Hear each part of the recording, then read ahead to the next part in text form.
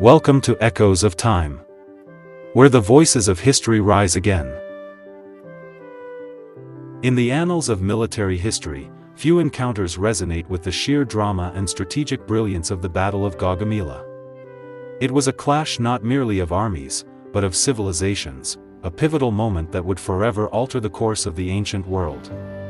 On one side stood the sprawling might of the Persian Empire, stretching from the Aegean to the Indus, led by its embattled king, Darius III. On the other, the relentless, innovative force of Macedon, guided by a young, ambitious general whose name would become synonymous with conquest, Alexander the Great. October 1, 331 BC. The plains of Gaugamela, a seemingly unremarkable stretch of land in what is now Iraq, became the stage for the ultimate test. Here, two titans of their age would gamble everything. The stakes were nothing less than the fate of empires, the legacy of dynasties, and the very shape of the world to come. This was more than a battle, it was a crucible, forging the legend of Alexander and marking the dramatic end of 1,000 years of Persian dominance. The road to Gaugamela. To understand Gaugamela, we must first trace the extraordinary path that led Alexander to the heart of the Persian Empire. Born in 356 BC, he inherited not just the throne of Macedon from his father, Philip II, but also a formidable army and a burning ambition. Tutored by Aristotle himself, Alexander was a man of intellect and martial prowess. His ascension was swift, consolidating Greek city-states before turning his gaze eastward. Facing him was Darius III, king of kings of the Achaemenid Empire, a realm of immense wealth and power, stretching from Egypt to India. For centuries Persia had been the dominant force of the Near East, but by Darius' reign, internal strife and the sheer size of the empire had begun to weaken its edges. Though personally brave, Darius lacked the decisive leadership and strategic genius that Alexander possessed. Alexander's invasion of Asia began in 334 BC. His victories at the Granicus River and Issus in 333 BC sent shockwaves through Persia.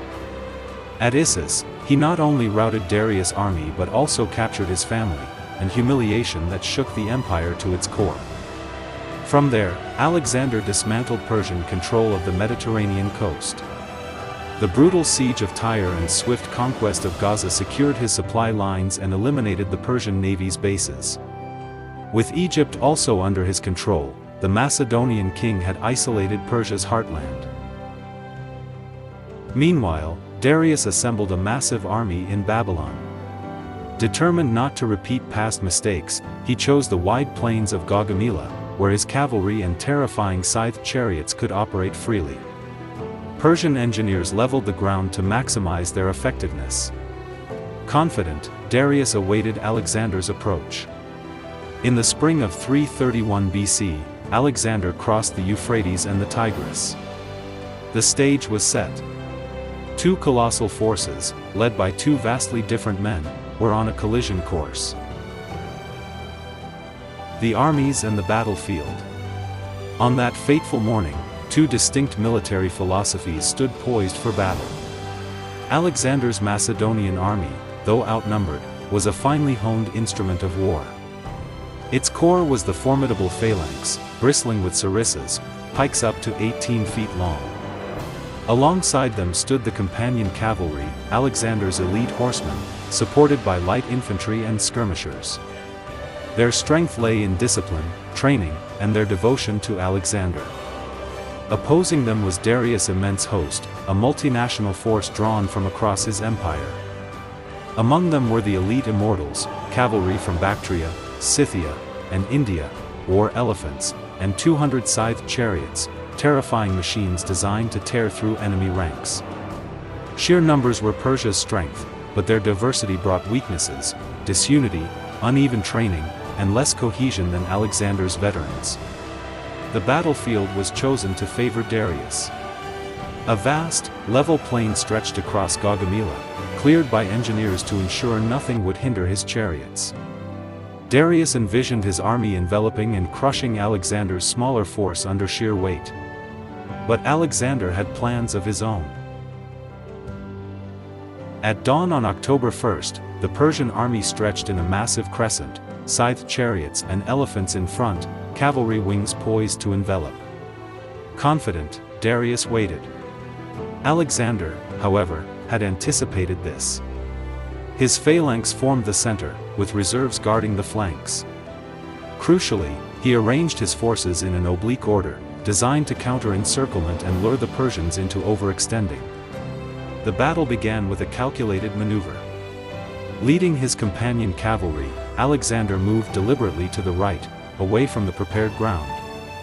Darius, fearing an outflanking attempt, ordered his cavalry to shadow the movement. Slowly, the Persian left wing stretched thinner and thinner. A gap began to appear in the center. Alexander's trap was unfolding. Fearing retreat, Darius unleashed his scythed chariots. 200 of them thundered forward, their blades glinting, aimed to smash the Macedonian line. But Alexander's men were ready. At the signal, the phalanx opened lanes, letting the chariots harmlessly pass through. Light infantry then swarmed them, killing the drivers, hamstringing horses, and rendering the chariots useless. The terror weapon failed. At that moment, Alexander struck.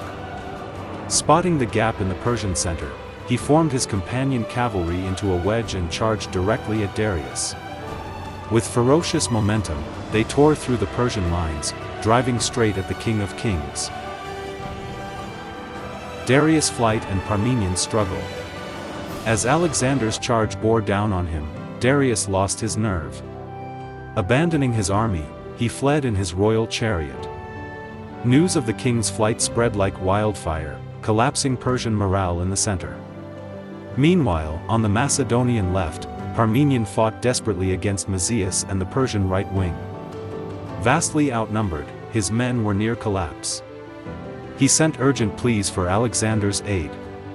Alexander faced a choice: continue pursuing Darius and potentially end the war in one stroke, or turn back to save his army. He chose the latter, wheeling his cavalry away from Darius to aid Parmenion. Striking Mazias' forces from behind, Alexander's return sealed the Persian fate. The already demoralized Persians broke completely, fleeing the battlefield.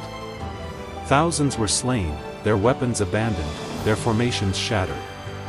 Though his men pursued the enemy, Alexander eventually called a halt, avoiding overextension. By nightfall, the Persian army was destroyed. The empire had suffered a mortal wound.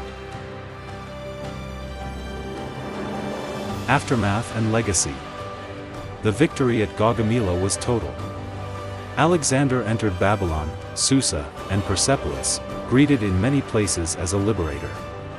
The treasures of Persia enriched his empire, funding further conquests. Darius III, betrayed by his own men, was murdered in Bactria. When Alexander found his body, he covered it with his cloak, honoring his fallen adversary and condemning the treachery of Bessus. The Achaemenid dynasty was no more. Alexander, now master of Persia, envisioned a fusion of East and West. His conquests ushered in the Hellenistic age, a blending of cultures, philosophies, and traditions that reshaped the ancient world. The Battle of Gaugamela remains one of history's greatest military achievements, a testament to Alexander's genius, his army's discipline, and the audacity of a young king who dared to challenge an empire. It was here that the fate of the ancient world was decided, and a new era began.